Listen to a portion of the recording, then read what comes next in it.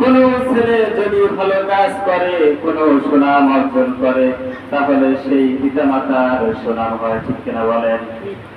ছেলে যদি ভালো কাজ করে, পিতা মাতার সুনাম হয় কি হয় না? এই বিশ্ব নবী মুহাম্মদ রাসূলুল্লাহ সাল্লাল্লাহু আলাইহি ওয়াসাল্লাম তিনি এমন একজন বাবা তিনি পেয়েছেন, যেই বাবা নাম হলো আব্দুল্লাহ, আর আব্দুল্লাহর মায়ের নাম হলো ফাতিমা। তারা ভাগ্যবতী এবং মুহাম্মদ রাসূলুল্লাহ সাল্লাল্লাহু আলাইহি ওয়াসাল্লাম এর দাদার নাম হলো আব্দুল মুত্তালিব। কি নাম বলেন? Abdul Muttalib. নাতি যদি ভালো হয়, এর প্রশংসা দাদা দাদিরা করে কি করে না বলেন? অবশ্যই প্রশংসা করে। তিনি সেই নবী, যিনি বিশ্ব নবী, যার ব্যাপারে আল্লাহ পাক রব্বুল আলামিন কোরআনুল কারীমের ভিতরে তিনি নিজে সার্টিফিকেট দিয়ে তার ব্যাপারে তিনি বলেছেন, ওয়া মা আরসালনাকা ইল্লা রাহমাতাল লিল আলামিন। জোরে জোরে বলেন সুবহানাল্লাহ। আল্লাহ পাক বলেছেন, আমি এই বিশ্ব নবীকে মুহাম্মদ রাসূলুল্লাহ সাল্লাল্লাহু আলাইহি ওয়াসাল্লামকে সারা বিশ্ববাসীর জন্য রহমত হিসেবে প্রেরণ করে দিয়েছি। সেই নাতির দাদা হলেন আব্দুল মুত্তালিব, সেই বিশ্ব নবীর পিতা হলেন আব্দুল্লাহ। কত ভাগ্যবান, কত ভাগ্যবান!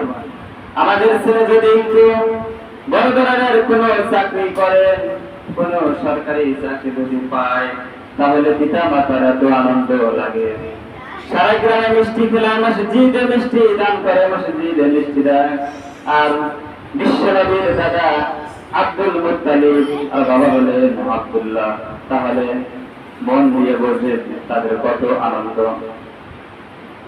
যে ছেলের কারণে সারা বিশ্ববাসী আব্দুল্লাহকে চিনবে, যে ছেলের কারণে সারা বিশ্ববাসী আব্দুল মুত্তালিবকে চিনবে, যে ছেলের কারণে আজকে আমরা সারা বিশ্ববাসীর কাছে আমরা পরিচিত লাগছে, আমাদের নবী হলেন মুহাম্মদ রাসূলুল্লাহ সাল্লাল্লাহু আলাইহি ওয়াসাল্লাম। ঠিক কিনা বলেন? আমরা কি পরিচয় দেই? আমরা পরিচয় দিই আমাদের বিশ্ব নবী হলেন মুহাম্মদ রাসূলুল্লাহ সাল্লাল্লাহু আলাইহি ওয়াসাল্লাম। তার পরিচয় দিয়ে আমরা এই দুনিয়াতে মুসলমান হিসেবে টিকে আছি। রাসূল সাল্লাল্লাহু আলাইহি ওয়াসাল্লাম যখন তিনি জন্মগ্রহণ করেননি, তার আগে আব্দুল মুত্তালিব তিনি কি করলেন? আব্দুল মুত্তালিব বিবি আমিনাকে ঠিক করলেন বিবাহ দেওয়ার জন্য। এই মাসে এই আলোচনাগুলো এই জন্য করতেছি যে এই মুহররম, এই রবিউল আউয়াল মাস, এই মাসে নবী সাল্লাল্লাহু আলাইহি ওয়াসাল্লাম জন্মগ্রহণ করেছেন। এই মাসে তার জন্ম নিয়ে এবং তার জীবন নিয়ে কিছু কথা বলা অবশ্যই প্রয়োজন আছে। আছে কিনা বলেন?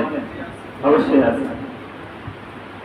এটা আমার একটি সম্মানিত মাস, যেই মাসে নবী করিম সাল্লাল্লাহু আলাইহি ওয়াসাল্লাম জন্মগ্রহণ করেছেন। আব্দুল মুত্তালিব তিনি কি করলেন? বিবি আমিনাকে বিবাহ করার জন্য ঠিক করলেন। বিয়ে শাদী যখন হয়ে গেল, বিয়ে শাদী হওয়ার পরে কিছুদিন পরে আব্দুল মুত্তালিব তার ছেলেকে বললেন, বাবা এখন তো বিয়ে শাদী করেছ, ব্যবসার উদ্দেশ্য তোমার দেশ ত্যাগ করতে হবে, ব্যবসার উদ্দেশ্য তোমার ব্যবসা করার জন্য অন্য দেশে তোমার যাইতে হবে। আব্দুল মুত্তালিবের আদেশে আব্দুল্লাহ তিনি কি করলেন? মক্কা থেকে মদিনায় তিনি ব্যবসা করার জন্য তিনি চলে গেলেন। মক্কা থেকে মদিনায় যখন গেলেন, সেখানে লেখা আছে তিনি খেজুরের ব্যবসা করার জন্য মক্কা থেকে মদিনায় চলে গেলেন। আর রাহিকুল মাকতুম নামে একটা কিতাব আছে, নাম শুনছেন? আর রাহিকুল মাকতুম বিশ্ব নবীর শ্রেষ্ঠ গ্রন্থ। 1182টি বই লিখেছেন সারা বিশ্বের মানুষ। 1182টি বই লেখার পরে ফিরানো হচ্ছে। এই বইগুলোর ভিতর থেকে ফার্স্ট হয়েছে আর রাহিকুল মাকতুম এই বই। সেই বই আজকে সকালে পড়লাম, আগে পড়েছি যে তিনি কি করলেন, আব্দুল মুত্তালিব তাকে ব্যবসা করার উদ্দেশ্যে মদিনায় পাঠিয়ে দিলেন। মদিনায় তিনি ব্যবসা করার জন্য গেলেন। কিছু কিছু ইতিহাসবিদ তারা বলেন না, আব্দুল্লাহ তিনি গেছেন শাম দেশে। কোন দেশে বলেন তো? শাম দেশে গেছেন। শাম দেশ থেকে ব্যবসা করার পরে ব্যবসা যখন শেষ হয়ে গেল, বাড়ির দিকে তিনি পথের দিকে বাড়ির দিকে রওনা দিলেন।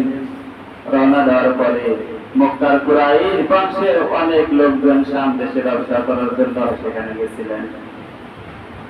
সেখান থেকে তারা ব্যবসা করে বাড়ির দিকে রওনা দিয়েছেন। মদিনার পথ দিয়ে তারা আসবেন। আব্দুল্লাহর সাথে তাদের দেখা। আব্দুল্লাহর সাথে দেখা যে আমার জন্মভূমি মক্কায়, সেখানকার লোক ব্যবসা করে শাম দেশ থেকে বাড়িতে যাচ্ছে, তাহলে আমি তাদের সাথে বাড়িতে যাই, তাদের সাথে বাড়িতে যাই। তাদের সাথে রওনা দিলেন আব্দুল্লাহ। রওনা দিয়ে বাড়িতে আসার পথে মদিনায় তখন তিনি কি করলেন, মদিনার পথে তিনি অসুস্থ হয়ে পড়লেন। মদিনার পথে যখন অসুস্থ হয়ে পড়লেন, অসুখ ধীরে ধীরে বেড়ে গেল। অসুখ যখন ক্রমে ক্রমে ধীরে ধীরে বৃদ্ধি হচ্ছে, কোন ক্রমে আর সুস্থ হচ্ছেন না। আব্দুল্লাহর সাথে যারা লোকজন ছিল তারা বাড়ির দিকে রওনা দিলেন, বাড়িতে চলে আসলেন। আব্দুল্লাহ কি করলেন, মদিনায় রয়ে গেলেন। মদিনাতে তিনি ইন্তেকাল করলেন। ইন্তেকাল করার পরে আব্দুল মুত্তালিবের কাছে খবর পৌঁছলেন, আপনার ছেলে আব্দুল্লাহ মদিনায় ইন্তেকাল করেছেন। সেই আব্দুল্লাহকে আপনি এত ভালোবাসতেন। আব্দুল মুত্তালিবের 10টি পুত্র সন্তান ছিল, তার ভিতরে সবচেয়ে ছোট সন্তান হলো আব্দুল্লাহ। আব্দুল্লাহ চেহারা ছিল সুন্দর, শুধু কি সুন্দর তাই নয়, আব্দুল্লাহ ছিল সবচেয়ে উত্তম চরিত্রের অধিকারী সেই সময়। সেখানে লেখা হয়েছে আব্দুল্লাহ ছিলেন সুন্দর চরিত্রের অধিকারী। সেই সুন্দর চরিত্রের ছেলেটা যখন মারা গেল, বাবার কানে খবর পৌঁছল। যখন বাবার কানে খবর পৌঁছল, বাবা চলে গেলেন। তার স্ত্রী আমিনা কান্না করতেছেন। এর আগে বিশ্বনবী মুহাম্মদ রাসূলুল্লাহ সাল্লাল্লাহু আলাইহি সাল্লাম মায়ের পেটের ভিতরেই তিনি আছেন, জন্ম পর্যন্ত গ্রহণ করেন নাই। জন্মগ্রহণ করার পূর্বেই আমাদের বিশ্বনবী মুহাম্মদ রাসূলুল্লাহ সাল্লাল্লাহু আলাইহি ওয়াসাল্লাম বাবা থেকে ইতিম হয়ে গেলেন। বাবার মুখ তিনি আর দেখতে পাইলেন না। 6 মাস পূর্বে তিনি ইন্তেকাল করেছেন, অর্থাৎ বিশ্বনবীর জন্মের 6 মাস আগেই বাবা দুনিয়া থেকে চলে গেলেন। মদিনায় আব্দুল্লাহকে কাফন দাফনের ব্যবস্থা করা হলো। মদিনায় তাকে মাটি দেওয়া হলো। এরপরে আমিনা আব্দুল্লাহর স্ত্রী বলতেছেন, আমার স্বামী এত ভালো ছিলেন, নম্র ছিলেন, ভদ্র ছিলেন। স্ত্রী হয়ে স্বামীর ব্যাপারে যদি এতটুকু কথা বলতে পারে, তাহলে নিশ্চিত ভাবে বোঝা যাচ্ছে সেই স্বামীটা আসলে ভালো ছিল। এই আব্দুল্লাহ যখন মারা যান, তখন তার বয়স ছিল 25 বছর। কয় বছর বলেন? 25 বছর ছিল। আর আমাদের বিশ্বনবী 25 বছর বয়সে তিনি বিবাহ করেছেন। বাবা মারা যান 25 বছর বয়সে, আর বিশ্বনবী বিবাহ করেন 25 বছর বয়সে। কাকে প্রথম বিয়ে করেছিলেন? হযরত খাদিজা রাদিয়াল্লাহু আনহাকে। খাদিজার বয়স তখন কয় বছর ছিল বলেন তো? 40 বছর ছিল। কয় বছর ছিলেন? 40 বছর। আর আমাদের বিশ্বনবীর বয়স কত? 25 বছর। আর তার বাবা 25 বছর বয়সে ইন্তেকাল করলেন।